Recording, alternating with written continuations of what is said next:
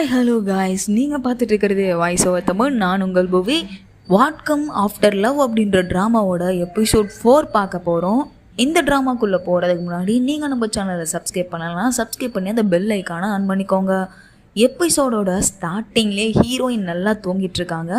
எழுந்த உடனே பார்த்தீங்கன்னா அவங்க கல்யாணம் பண்ணிக்க போகிற ஜான் இருக்கார்ல, அவர் வந்து மெசேஜ் பண்ணுறாரு. காலையில் சாப்பிட்டுட்டு ஒர்க்கை பாரு அப்படின்ற மாதிரி பாசமாக மெசேஜ் பண்ணுறாரு.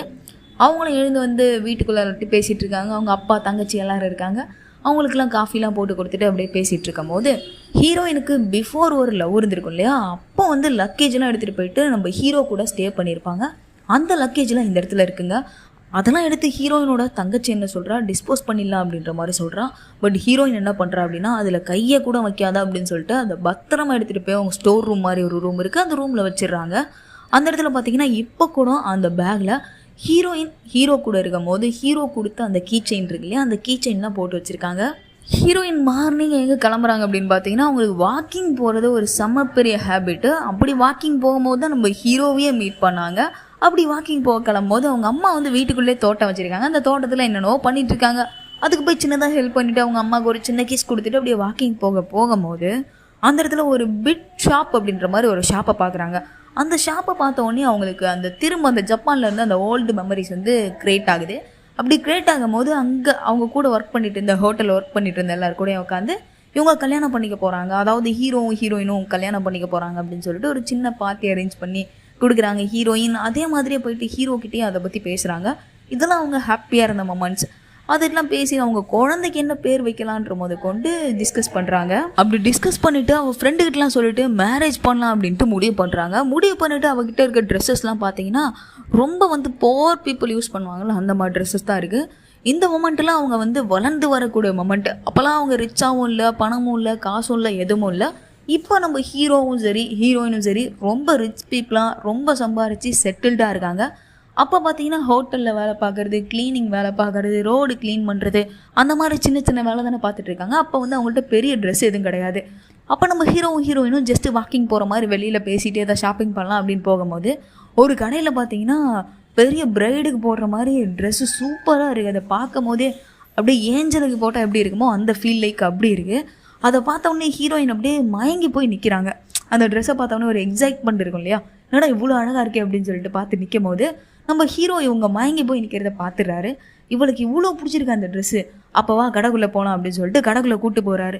அப்போ நம்ம ஹீரோயின் என்ன சொல்கிறாங்க, இவ்வளோ காசு நம்மள்ட்ட கிடையாது, இந்த ட்ரெஸ்ஸெல்லாம் நம்ம பார்க்க மட்டும்தான் முடியும், வாங்க முடியாது அப்படின்னு சொன்னதும் நம்ம ஹீரோ உள்ளே கூப்பிட்டு போயிட்டு அந்த ட்ரெஸ்ஸை இவளுக்கு போட்டே ஆகணும் அப்படின்ற மாதிரி சொல்கிறாருங்க.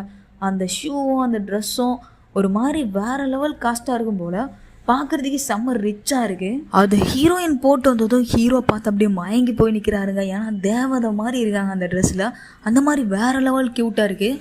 அவர் என்ன முடிவு பண்ணுறாரு, இந்த ட்ரெஸ்ஸை எப்படியாவது அவளுக்கு வாங்கி கொடுத்தணும் அப்படின்னு முடிவு பண்ணுறாரு.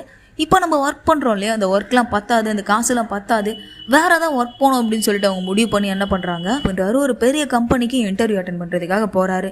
இந்த டைமில் எக்ஸாக்ட் டைமில் தான் இவங்க ஒரு பார்ட்டிக்கு போகலாம், அதாவது ஒரு ஃபங்க்ஷன், ஒரு மேரேஜ் ஃபங்க்ஷனுக்கு போகலாம் அப்படின்னு சொல்லிட்டு முடிவு பண்ணியிருப்பாங்க. அந்த இடத்துக்கு நம்ம ஹீரோயின் மட்டும் போயிட்டாங்க. பட் நம்ம ஹீரோ இன்னும் வரல. எங்கே இருக்கார் அப்படின்னு பார்த்தீங்கன்னா இன்டர்வியூவில் இருக்கார். நம்ம ஹீரோயின் இந்த ஃபங்க்ஷனுக்கு போயிட்டு கால் பண்ணிக்கிட்டே இருக்காங்க. பட் நம்ம ஹீரோவால் பிக் பண்ணவே முடியல. அந்த காலை பிக் பண்ணவும் மாட்டுறாரு. ஏன் அப்படின்னு பார்த்தீங்கன்னா இன்டர்வியூ அட்டன் பண்ண போன இடத்துல அவருக்கு ஒரு வேலை கொடுத்துட்றாங்க. அந்த வேலையை முடிச்சுட்டு தான் நீ போகணுன்னு சொல்கிறாங்க. ஃபஸ்ட்டு டே ஒர்க்குக்கு போகிறோம், அவங்க சொன்னதை நம்ம செஞ்சு ஆகணும்னு சொல்லிட்டு ஹீரோவும் செய்ய ஆரம்பிச்சிடறாரு. ஹீரோயின் எதுக்காக அந்த ஃபங்க்ஷனுக்கு போயிருப்பாங்க அப்படின்னு பார்த்தீங்கன்னா, ஒரு விஷயம் அது தெரிஞ்சவங்களோட ஃபங்க்ஷன், இன்னொரு விஷயம் அங்கே கிட்டார் வாசிக்கிறதுக்காக தான் போயிருப்பாங்களே. வாசிக்கும் போது தான் நம்ம ஹீரோவை பற்றி அவங்க மீட் பண்ணதுலேருந்து அவங்க லவ் பண்ண வரைக்கும் எல்லாத்தையும் பாட்டாகவே பாடுறாங்க. ஒரு வழியாக அந்த ஃபங்க்ஷனை முடிஞ்சிடுது, ஹீரோயினும் கிளம்பிடுறாங்க. ஹீரோவோட ஒர்க்கு முடிஞ்சு வேகமாக அந்த பார்ட்டிக்கு வந்து பார்க்குறாருங்க. பார்த்தா அங்கே இருக்க எல்லாரும் செட்டு கட்டின்னு கிளம்பிட்டுருக்காங்க. அப்படி கிளம்பிட்டு இருக்கும் போது ஹீரோவும் மூட் ஆஃப் ஆகி இந்த மாதிரி வர முடியாமல் போச்சு அப்படின்னு சொல்லிட்டு வருத்தத்தில் இருக்காரு. வீட்டுக்கு போனால் ஹீரோயின் செம்ம கோவத்தில் இருக்காங்க. போயிட்டு சமாதானப்படுத்த முயற்சி பண்ணுறாரு. பட் அவங்க வந்து செம்ம கோவத்தில் நான் வீட்டை விட்டு வெளில போகிறேன் அப்படின்ற மாதிரி வெளில வந்துடுறாங்க. அப்போ தான் இவங்களுக்குள்ள மிகப்பெரிய ஒரு சண்டை வருதுங்க. சீனை கட் பண்ணி கரண்ட் மொமெண்ட்டில் காமிச்சா ஹீரோயின் வாக்கிங் போயிட்டுருக்காங்க. ஹீரோ அதே பாலத்து மேலே நடந்து வந்துட்டுருக்காரு. ஹீரோவை பார்த்து கூட ஹீரோயின் என்ன பண்ணுறாங்க, கொஞ்சம் கூட நிற்காம அவரை கிராஸ் பண்ணி வாக்கிங்கில் ஓடிக்கிட்டே இருக்காங்க. ஓடி போயிட்டே இருக்கும்போது அப்படியே தடுமாறி கீழே விழுந்துடுறாங்க. சீனை கட் பண்ணால் ஹீரோயின் கீழே விழுந்ததில் கையில் சின்னதாக கீரல் வந்து ஒரு சின்ன தழும்பு மாதிரி வந்துடுதுங்க. இப்போ மறுநாள் ஒரு பார்ட்டி அரேஞ்ச் பண்ணியிருக்காங்க, ஒரு பெரிய பிக் பார்ட்டி. அது ஹீரோயினோட கம்பெனியிலேருந்து எல்லாருமே வந்திருக்காங்க. அந்த பார்ட்டிக்கு கெஸ்ட்டாக யார் வந்திருக்காங்க அப்படின்னு பார்த்தீங்கன்னா நம்ம ஹீரோ தான் வந்திருக்காரு. அதில் ஹீரோ கிட்ட ஒரு கேள்வி கேட்குறாங்க, உங்கள் லைஃப்பில் பெஸ்ட் பர்சன் யார் அப்படின்னு கேட்கும் போது நான் எழுதின அந்த புக்கில் அவங்கள மென்ஷன் பண்ணியிருக்கேன் அப்படின்னு ஹீரோ ஆன்சர் பண்ணுறாரு. அப்படியே அந்த பார்ட்டி முடிஞ்சு எல்லாரும் கலைஞ்சு போகிறாங்க. நம்ம ஹீரோ போயிட்டு ஒரு இடத்துல உட்காந்துருக்காருங்க. அவர்கிட்ட போய் எல்லாரும் சிக்னேச்சர் வாங்கிட்டு இருக்காங்க. அப்படி சைன் வாங்கிட்டு இருக்கும் போது அந்த இடத்துல இப்போ ஹீரோயினை கல்யாணம் பண்ணிக்க போகிற ஜான் இருக்கார்ல, அவர் வந்து ஹீரோயினோட லவர். நம்ம ஹீரோ கிட்ட போயிட்டு உங்ககிட்ட கொஞ்ச நேரம் பேசணும் அப்படின்னு சொல்லிட்டு பேச போகிறாரு.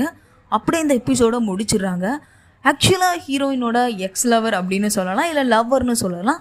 ஹீரோயின் கல்யாணம் பண்ணிக்க போகிற பர்சன் நம்ம ஜான்னு சொல்லலாம். இவங்க 2 பேரும் மீட் பண்ணிக்கிற இந்த மொமெண்ட் எப்படி இருக்குது அப்படின்னு சொல்லிட்டு நெக்ஸ்ட் எபிசோடில் பார்க்கலாம். ஹே காய்ஸ், இந்த ட்ராமா உங்களுக்கு பிடிச்சிருக்கும் அப்படின்னு நம்புகிறேன். ஒரு லவ்வை லைக் பண்ணி பார்க்கக்கூடிய பர்சனுக்கு கண்டிப்பாக பிடிக்கும். இந்த ட்ராமாக்கு 10க்கு எவ்வளோ ரேட்டிங் கொடுப்பீங்களோ அந்த ரேட்டிங்கை மறக்காமல் நம்ம கமெண்டில் கொடுத்துட்டு போங்க. நெக்ஸ்ட் ஒரு செம்மையான வீடியோட சந்திக்கிறேன். திஸ் இஸ் புவி, தென் பாய்.